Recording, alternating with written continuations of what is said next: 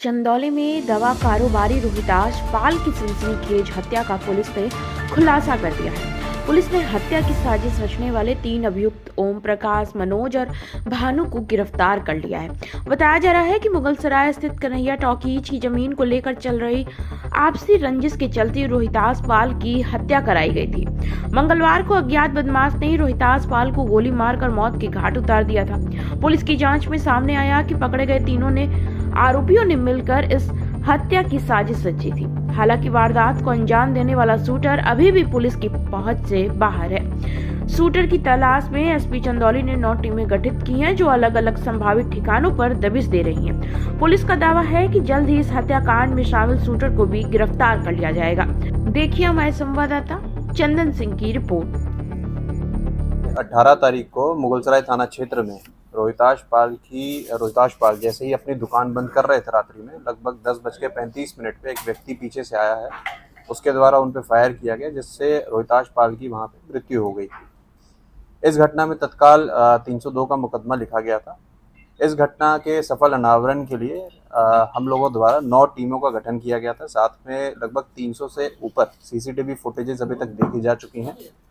विवेचना अभी प्रचलित है। अभी तक की जो विवेचना हुई है उसमें ये जानकारी आई है कि 3 जो व्यक्ति हैं, जिनका नाम मनोज जायसवाल, ओम प्रकाश जायसवाल और भानु जायसवाल, इन तीनों व्यक्तियों द्वारा एक कन्हैया टॉकीज की जो प्रॉपर्टी है, इस पे लगातार जो मृतक है उस पर दबाव बनाया जा रहा था।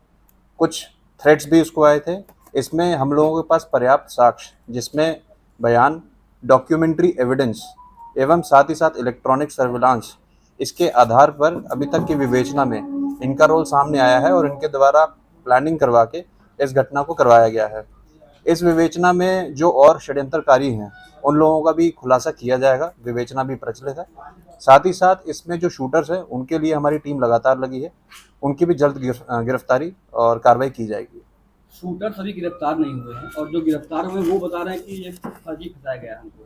तो देखिए, पर्याप्त साक्ष्य आपको बताया गया है, उसके आधार पे ये सारी कार्रवाई की जा रही है। इसमें कहानी क्या निकल के आई, जो हत्याकांड का अंजाम दिया गया, इसमें मोटिव क्या निकल के आया? मोटिव क्लियर है। इसमें कन्हैया प्रॉपर्टीज के बारे में आपको बताया है। लगातार इस प्रॉपर्टी का डिस्प्यूट चल रहा था। इसमें जो मृतक है इनके द्वारा एक कोर्ट में भी मुकदमा किया गया था, जिसमें कोर्ट में जो बेनामा हो रखा था उसकी कैंसिलेशन के लिए इन्होंने मूव कर रखा था।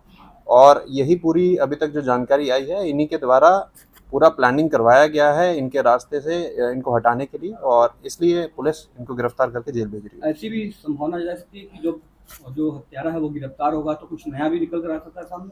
देखिए, पर्याप्त साक्ष्यों के आधार पे पुलिस द्वारा कार्रवाई की जा रही है और आपको जो भी चीजें होंगी और जैसे ही बाकी कार्रवाई होगी उसमें आपको संज्ञान में डाली जाएंगी। परिवार को धमकी की बात आ रही, तो क्या ये धमकी में यही लोग शामिल थे कि कुछ और भी रैकेट इसमें शामिल है? देखिए, अभी तक वही बताया मैंने, पर्याप्त एविडेंसेस, जिसमें साक्ष्य, जिसमें स्टेटमेंट्स हैं, जिसमें डॉक्यूमेंट्री एविडेंस है और इलेक्ट्रॉनिक सर्विलांस, इन तीनों के आधार पर इनको जेल भेजा जा रहा है। और बाकी रही परिवार की बात, उनको परिवार को लगातार सुरक्षा दी जा रही है और जो अन्य षड्यंत्रकारी हैं या शूटर्स हैं उनकी भी तत्काल गिरफ्तारी की जाएगी।